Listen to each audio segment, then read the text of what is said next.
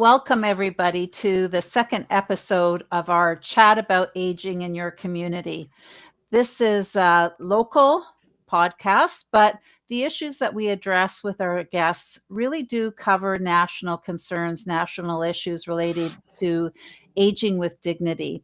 Studies have shown that people want to be able to live in their own homes as long as possible. And with an aging population and people living longer than ever before, that does present some challenges. So, with our special guests, we're looking at a number of ideas, innovations, opportunities to really support older adults to be able to realize that wish to be able to live healthy and as well and independently, and most importantly with dignity in their own homes. This podcast is brought to you by CHATS, Community and Home Assistance to Seniors. And in today's episode, I am really, really thrilled to welcome my friend and our special guest, Tony Van Bynen. Tony is the Member of Parliament for Newmarket-Aurora. He was first elected in 2019 and then re-elected in 2021. Tony has a particular interest in areas of environmental protection, healthcare investment, and ways to offer real help to families in our communities. Tony currently sits on the Standing Committee on Human Resources, Skills and Social Development and the Status of Persons with Disabilities, or the HUMA Committee, as well as the Standing Committee on Industry and Technology, or INDU. He previously sat on the House of Commons Standing Committee on Health, which helped to guide all of us from the start of the pandemic. So at this point, I'd like to welcome you, Tony, and let's get started with our discussion. Thank you, Christina. I've always enjoyed conversations that we've had about shared interests that we have. And of course, we've worked together a long time over the Newmarket Council as well. So it's always good to touch base. Yes.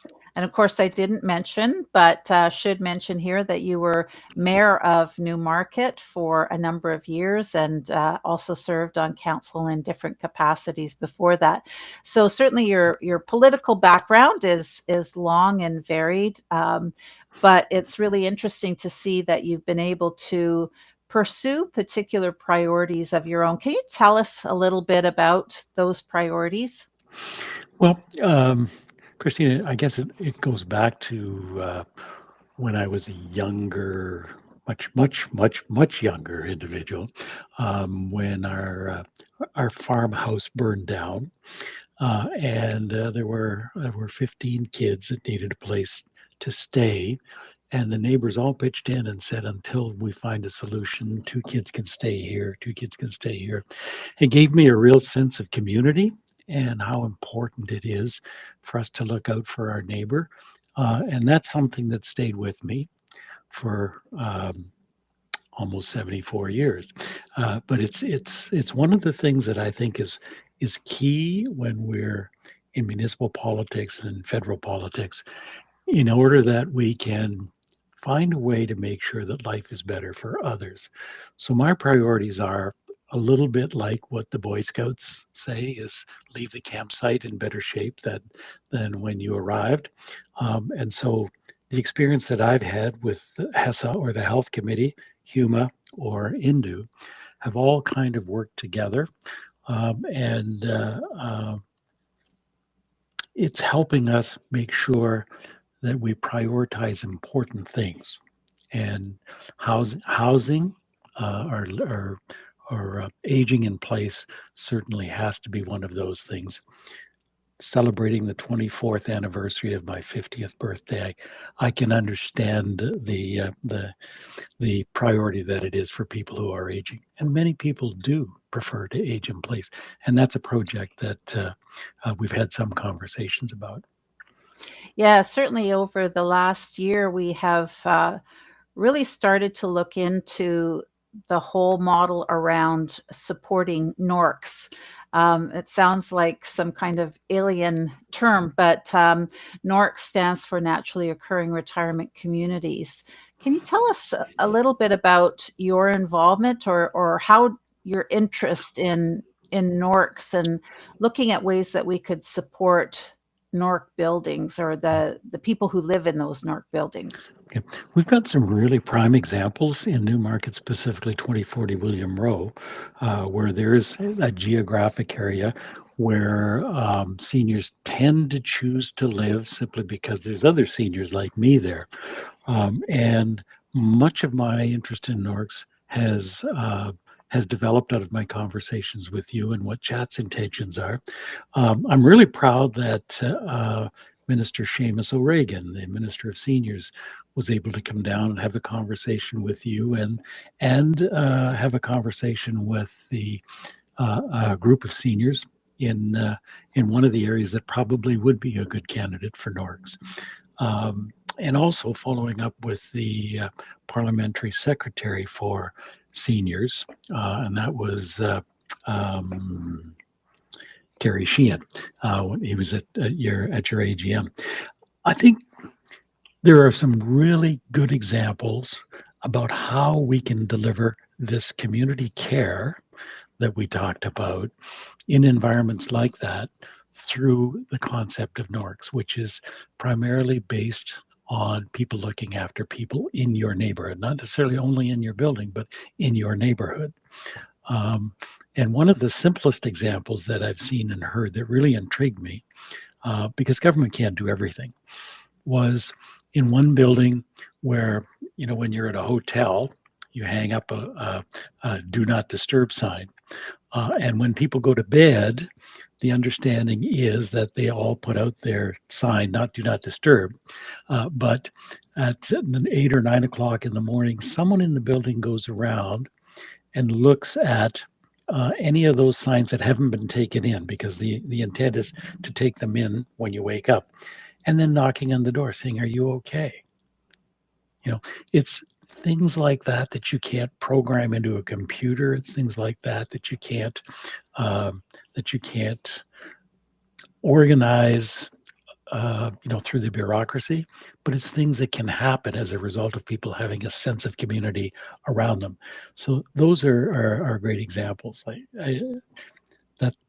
That's basically my best understanding of it. I know that it can go further.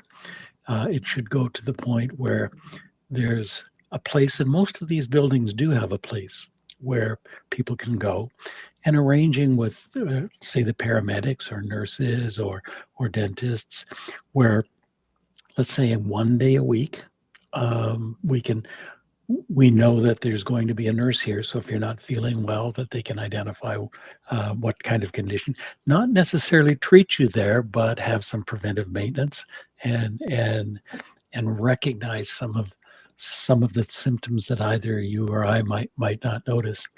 And I do know that Dr. Woods with Southlake certainly has a keen interest on, should I call this a distributed model for healthcare? And NORCs, I think, can be an extension of that. And frankly, I think Chats can play an important role in that as well.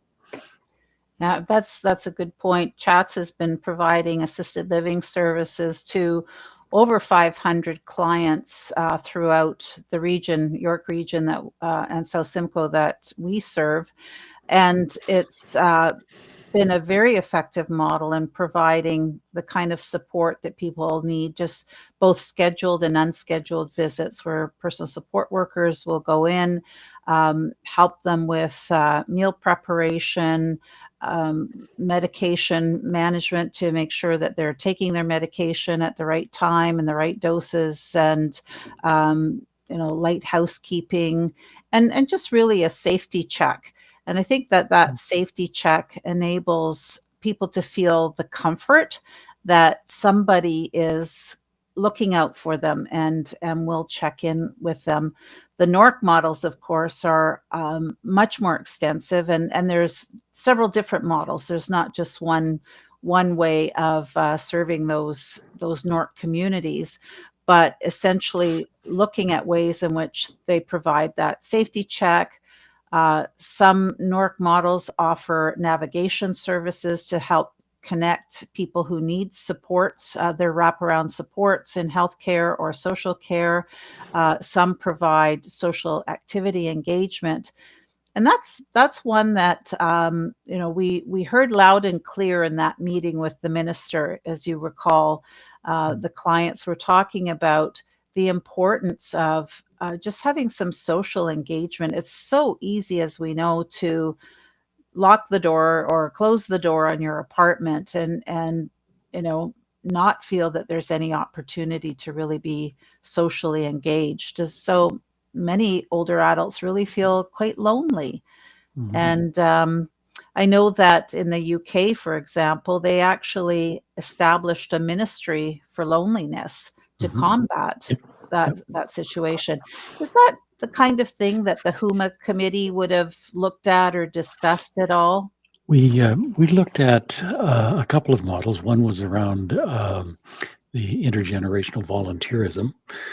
That was one item. I'd really like to get a study on NORCs on the agenda for a couple of reasons. We, we need to take a look at modified approaches on the way that this would be rolled out. And I think the solutions are as unique as the communities are that they serve. Mm. In some cases, social interaction might be of greater importance, or in other cases, medical interactions. There are some North communities where they're fairly very independent groups. So it's not until we get a good, thorough analysis on a countrywide scope that we can understand uh, the complexity of the situation and gain some really good information. There's some really great projects. I think UHN it has a project going. I understand there's one in Barrie, and maybe is it Oasis that's out in Kingston. Mm-hmm. And all of these things seem to be kind of working inside their own little geography, and we're not getting the benefit of a broader application of some, not necessarily all, but of some of the things that are working well in different communities. So that kind of study, I think, would be good for the government and good for bringing the concept forward and ingraining that as part of the social support services that would come in under the portfolio of HUMA. So it's something that I think we need to give some further thought to. We have a new minister of seniors now, and I intend to get in front of him as soon as I can when we get back and have a further conversation. And I get a lot of information from you, Christina, so I might engage you in that conversation. Okay. I'm always happy to participate. I know you've invited me to come and present at several different hearings, as you mentioned, the intergenerational volunteerism, which has so much potential for connecting youth with older adults, and there's been quite a bit of evidence to suggest that that kind of intergenerational socialization is very important, because people want to stay connected, not only in their communities but of people of their own age, but of that youth group as well. Mhm. Well, that's the one thing that I've learned throughout that process is that um, now that we've got the study and now that we've scoped it and the complexity of the issue, the federal government has included in the budget some funding to develop a national strategy for intergenerational volunteerism. That's where I'd like to see us take the concept of NORCs as well. So hopefully we'll get enough uh, legislative time to advance that through committee. Um, the I think we have a couple of studies ahead of us, but certainly I'll advocate to see if we can move that up the agenda as we go forward. Oh, that would be super. Now, you mentioned funding, and I know that the federal government has provided some additional funding to support aging in place. Can you describe some of those initiatives for us? Hmm.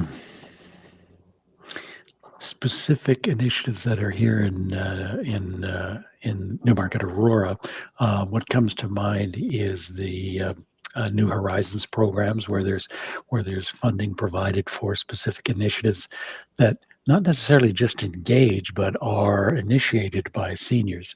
The one thing that we found in the study that we did finish there is the problem is that these are small projects, project funded, and really what organizations need is baseline funding to establish the resources that they need to help organize things other than how do we apply for the next grant.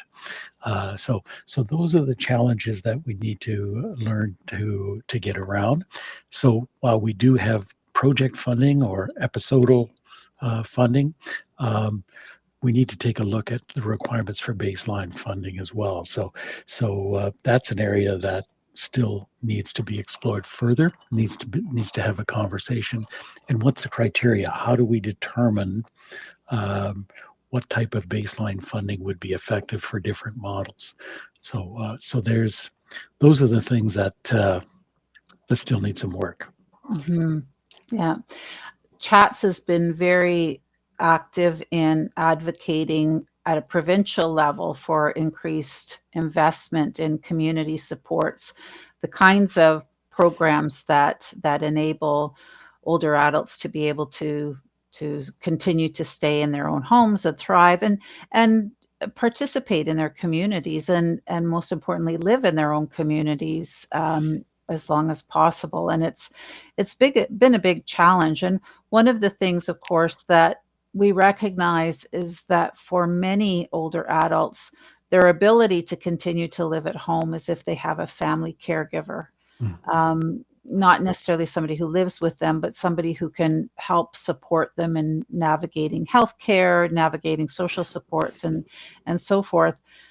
But the reality is that also often takes a big toll on family caregivers. And I was very interested when the federal government did look at providing supports through tax credits for family caregivers. Can you tell us a little bit about that? Well, I think that comes out of an earlier study as well, and in many cases, people often give up their job in order to provide that caregiving, and so there was an increase in the caregiving tax credit. I haven't got the numbers specifically for you on that, but we're heading in the right direction for that.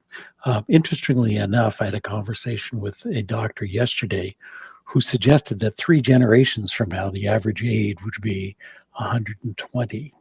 Oh, that's interesting, but it also brings with it other caregiving burdens. So we've got to make sure that doesn't get sidetracked too quickly, and that we keep that front of mind. The funding that we looked at in relation to caregivers, so there was the tax credit there as well.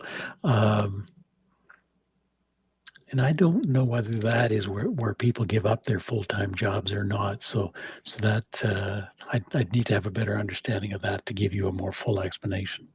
Mm-hmm. Yeah, I think any support that we could get for family caregivers, whether it's through tax credits or other support. I know that there's discussion around providing families with the funding directly to be able to purchase their own support, whatever they deem important to them, that they could use those funds to purchase their own support. But I think we're still a ways away from that, and would likely require conversations between the federal government and the province. And Christina, you've really hit on an important part of the challenge is the delivery mechanism for funding and the actual service delivery, where it comes down from the federal government to the province. We've made a lot of progress in recent discussions and negotiations with the provinces, where we're setting out specific outcomes and expectations related to the funding, as opposed to just writing a blank check, so that we can influence some of the direction of where some of that funding goes. So I think that's an important step forward. Another critical step is a requirement specifically of the data points that we need to have a national database so that we can understand issues better on a broader scope. Each province, in some cases, each municipality like York Region might have their data in different formats.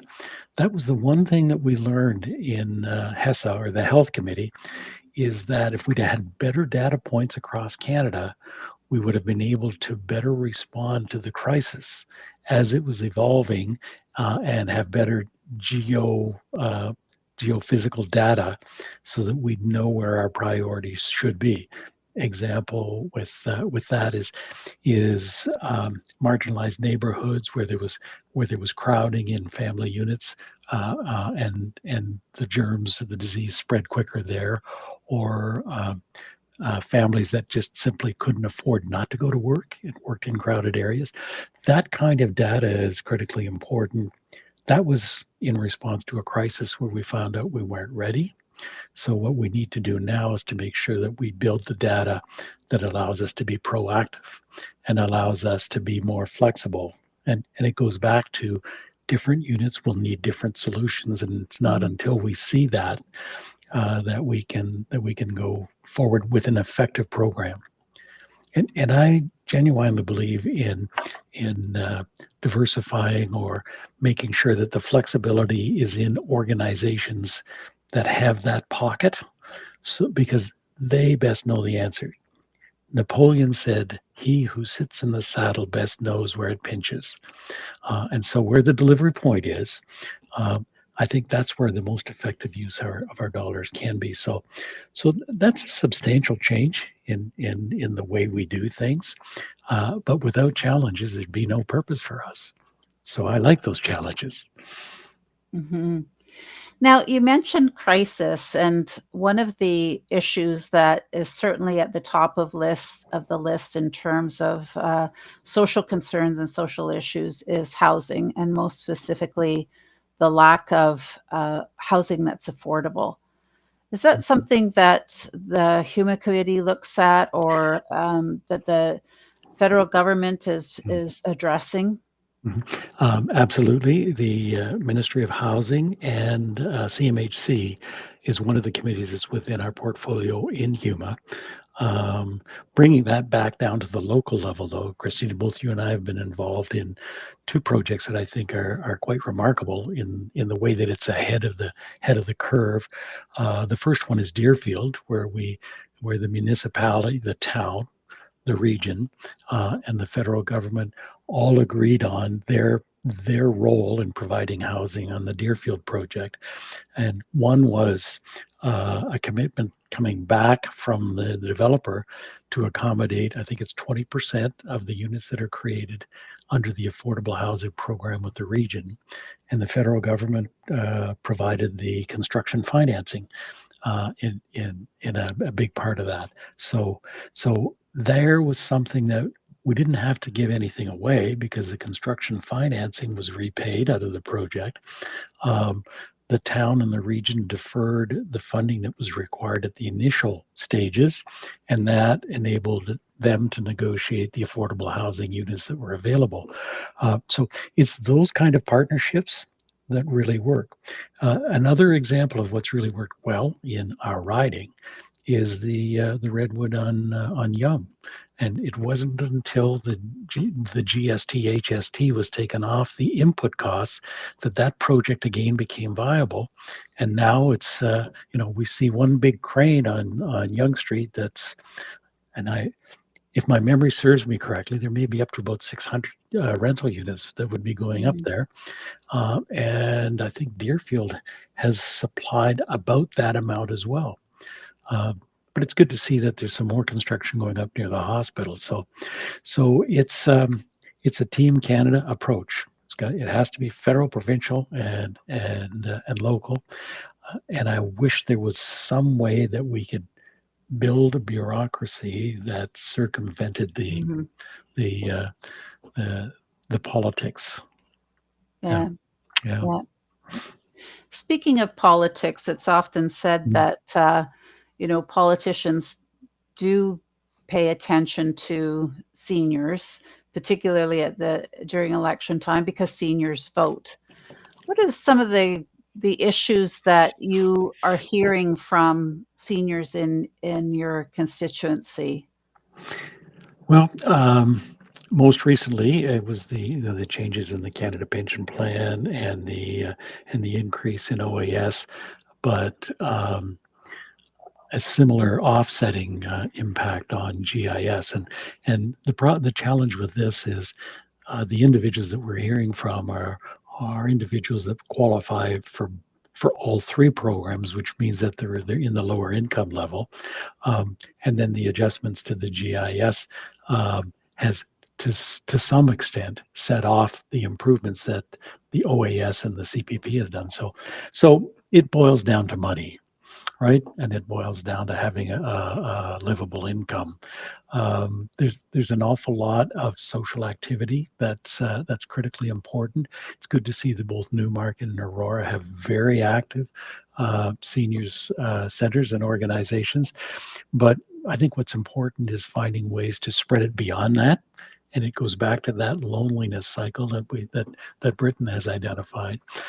But to go broader than that and find out if there's, well, example 2040 William Road, there's pickleball courts right next door, and encouraging people to come out and get engaged in those, or for that matter, the way that you're building Mulock Park, that's going to be in a densely populated area where people can go for a walk. Mhm. Those kinds of things are the things that I think seniors are looking for. But first and foremost, I'd say it's the strength and the security that's provided by the social programs like Canada Pension, OAS, and GIS, and making sure that they are sustained. I was very happy, Christina, to see that the government established the disability benefit program and that funding to the extent of about $2 billion was included in this budget. We still have a ways to go, but we're starting. And I know that there are a lot of seniors that unfortunately do have some disabilities that could use some additional support as well. Mhm. Mhm.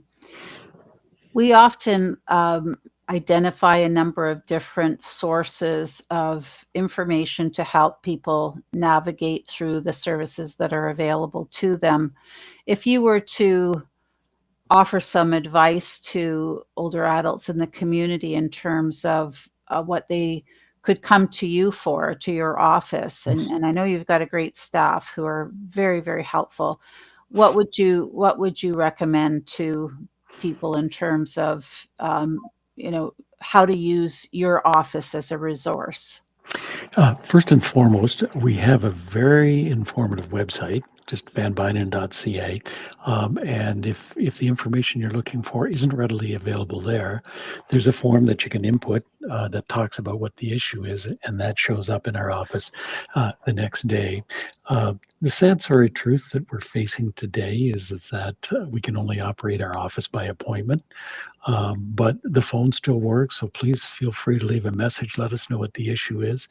The most effective way of us being able to channel requests would be through an email if that's available, but not everybody has email, so the phone still works as well. Um, and it we we pride ourselves in our commitment to get back to our constituents, and in many cases, it's a combination of us working with the local MPP's office and ours.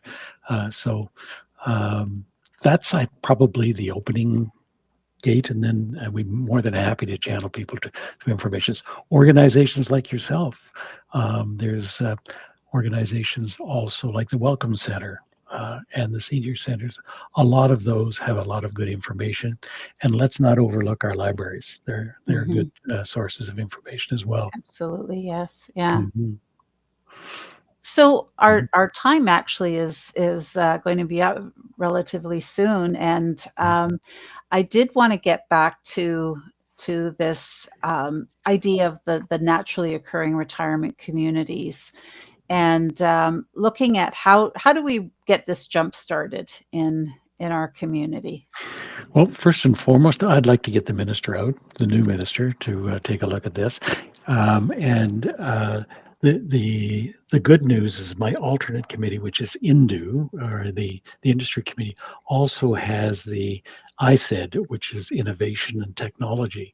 And I think NORCs, a big component of that, it may not necessarily be technology, but would be innovation. So I'd like us to take a look and see if there's a proposal, and I'd be happy to work with you on putting together a proposal for another pilot project that would give us some insight as to how we can make these things work. Like I say, in many cases, the solution is as complex as the situation it's addressing. Um, but we need to be able to find a baseline model, and maybe even, as I say, have that lead to a study so that we can look at the broader issues. But we need to have a couple of examples that show us this Mhm. works here, this works here. And so as you go forward, I'd like you to not hesitate to pick up your phone and call me when there's a proposal that we can help with some support for. And as you know, I'm the chair of the York Region Caucus, and your organization is a regional organization. So I'm quite sure that my colleagues would endorse an application or proposal that we receive from chats for sure. Oh, well, thank you very much, and you know that I will be taking you up on that offer, Yeah. because it certainly is something that our board of directors has identified as a priority, because we've recognized that resources are limited, and although we continue to advocate for greater investment in the community support service for seniors sector, um, it's an uphill climb.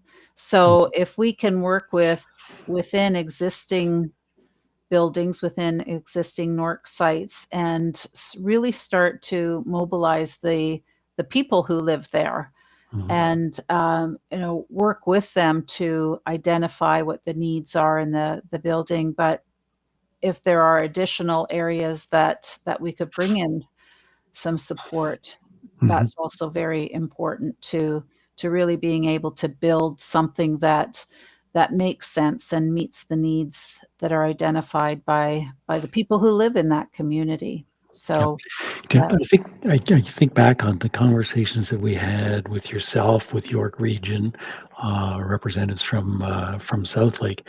Those are the kind of partnerships, and those are the interrelated groups that could benefit from a discussion where we all focus on mhm, the outcomes mhm, and what part everybody plays on that. And so I'm happy to be part of that and happy to support that if I can be of any help. And if mhm, there's any resources that we can bring in terms of people who have been exploring some of these mhm, things, mhm. I'd be Yeah, happy to bring them along as well. So, yeah. yeah. Yeah. Often we tend to focus on the provincial government, because that is where we get our funding from. But I think the answers and the solutions do lie in all three levels of government working together. And right now there is a big emphasis on bringing care closer to home, and how better to bring that close to home than to have some services available right in the place you live, or within the community, surrounding an area where there is a fairly significant number of older adults living. So that's certainly one of the reasons why the NORC models are so attractive to organizations like Chats, and I'm sure why your interest has been piqued in that area, because we can get a lot more ground by working with the resources that we have. in addition to adding to those. And in a lot of cases, Christina, there's lots of people who are willing to be engaged on a volunteer basis. I don't think we can rely solely on volunteers, but we need to be able to supplement the resources that make it effective for volunteers to be engaged. So yeah, even during elections, we found out that it was effective to have polling stations in some of these NORCs or some of these buildings. So why not medical care? Why not social care? Why not health care? Yeah. Yeah, great point. So we're rapidly coming up to the end of our time, but I do want to ask you, if you had one wish for how we could truly get to the vision of enabling people to age in the right place, age in their own homes, and stay in their own communities, what would that be? Well, and without repeating myself, I think the NORC model where neighbors are looking after neighbors is the best possible solution, because it's people you trust, people you can confide in, people who share your situation, people who share your outlook on life generally. So if we could create that kind of an environment on a broader scale, I think that's the solution. I I don't think government is the answer to everything, although government's important. Trust me, but um, but we can't. Sometimes we need to take the institutional edge off of caregiving, and if we can do that, I think we'd make huge progress.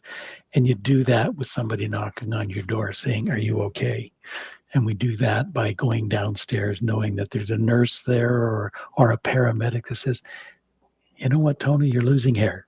Uh, you know, but to be able to identify or just see that you need to explore things like this, and you don't do that in a production or fast forward type of environment that comes with institutionalized caregiving. Yeah. Tony, I want to thank you so much for being part of our broadcast or our podcast series. Maybe we'll get to broadcast one day. I also want to thank you so much for all that you do and all that you have done for our community locally and across the region, and now in your federal position as a member of parliament. Thank you so much, and thank you for being here today. We really appreciate it, and certainly I speak on behalf of all of us at Chats that we're really looking forward to working with you to build out these NORC models locally, and then hopefully on a regional level. So thank you. Thank you. It's been a genuine pleasure working with you, Christina, and the Chats organization.